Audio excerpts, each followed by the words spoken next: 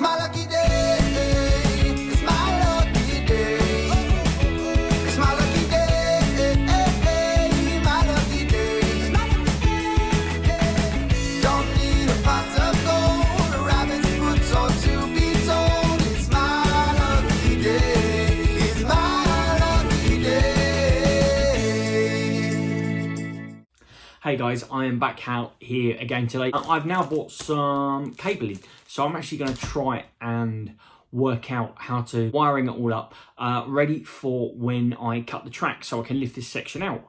I've never really done wiring before, don't know exactly what I'm doing, but I'm going to give it a go. So what I've done for starters, I've used the old wire, so I'm using this wire here that came out the back of the controller there, that goes to the point over there. Obviously I've put the two connectors on there, and then of course this red wire here, this goes into the back of the same controller, so into this one, and I've put the other connectors on there. So what I'm going to try and do now is connect these together and see if it works. Not only have I bought the wire, I've bought these little crimp connectors, so they are just connectors from B&Q. I think they're a couple of quid each. So what I want to do is crimp these onto the end of the cable, and then hopefully should be able to extend the cable from the controllers there. There'll be a connection where the bit is here. There'll then be a connection on this bit here, along here somewhere where the join is, which gives me power across to here, because this is where I'm going to cut it. Right now, so that's both ends connected and both ends connected to the track. So let's give it a go.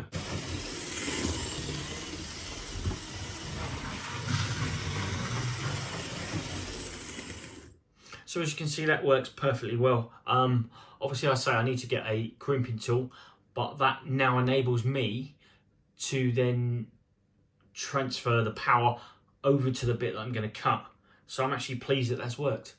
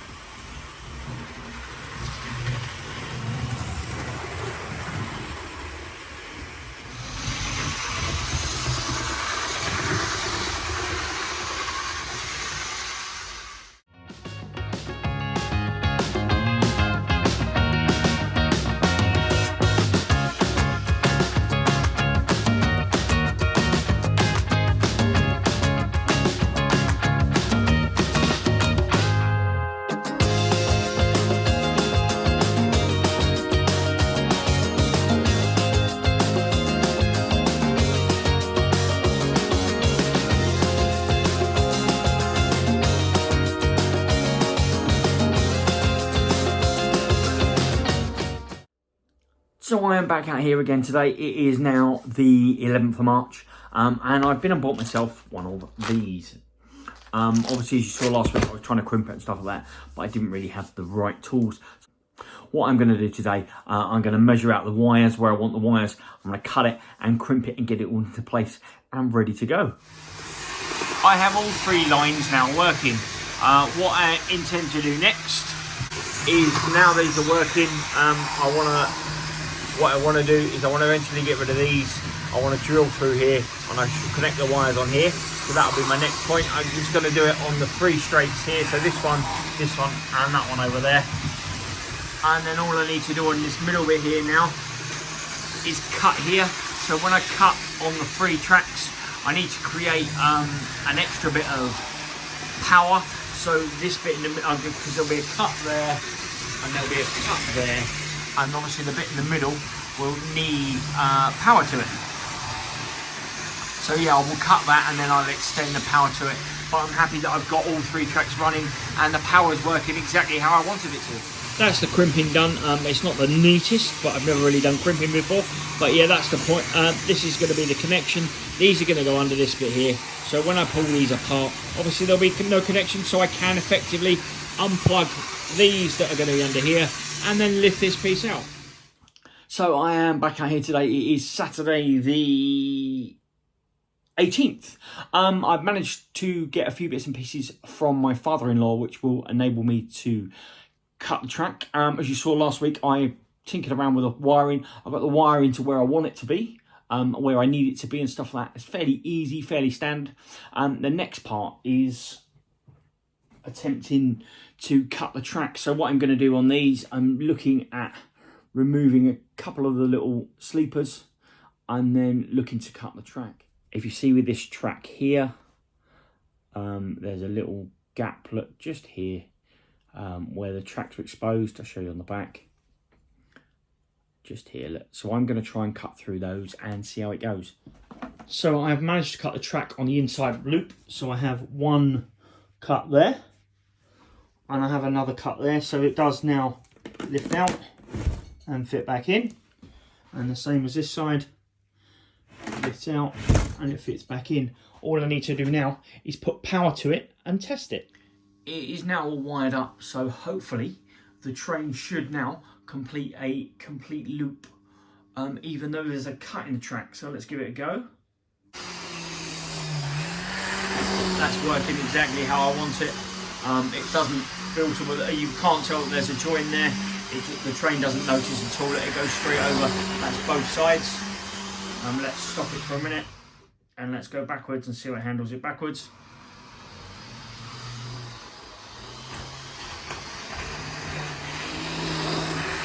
Again, it handles both sides of the track. A complete loop backwards as well. So really, really happy with that. Considering it's my first time at wiring and my first time at cutting the track, I'm quite pleased with how it's come out. So I am back out here today. I'm going to try and connect the other track up and get that cut and that in place. So I'm just laying the second track now across where I want it. What I am going to do, I'm going to tack it into place, and then I'm going to cut across that bit and then cut across that bit.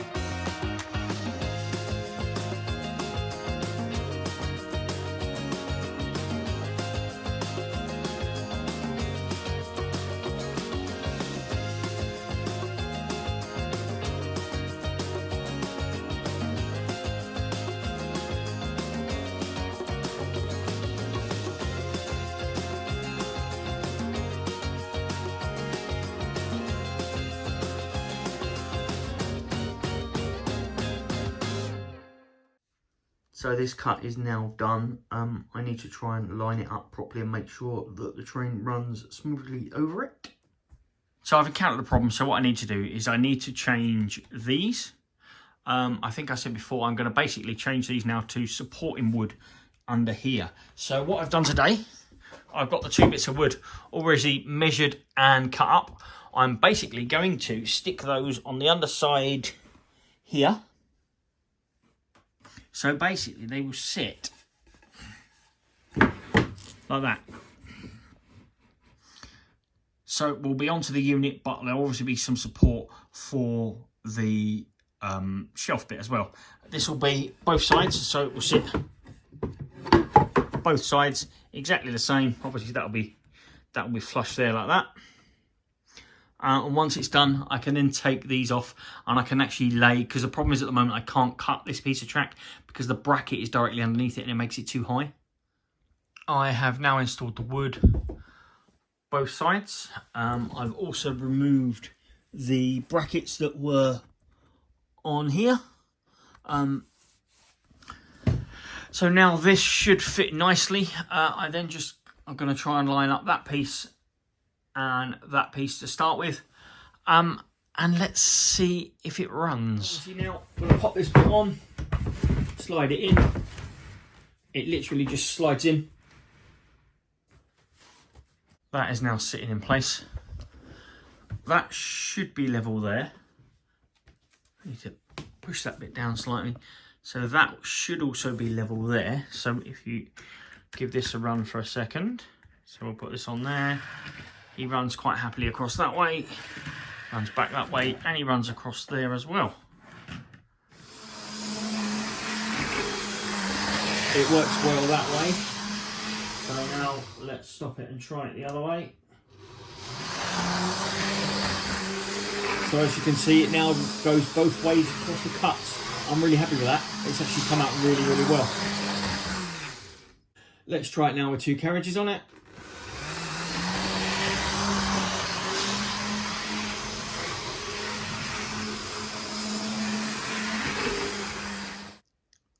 That is all 3 tracks cut that side. And that is all 3 tracks cut this side.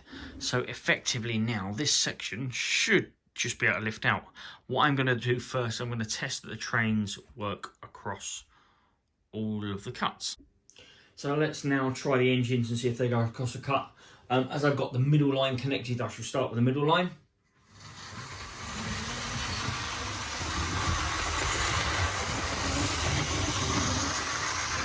He goes across the cuts quite easily. No derailing or anything like that. So now let's try this one on the outside track to see if he goes across the cuts. Again, he goes across the cuts fairly easily. Obviously all trains now go across all the cuts and the joins and stuff like that, and it is literally a case of now lifting it out, walking through,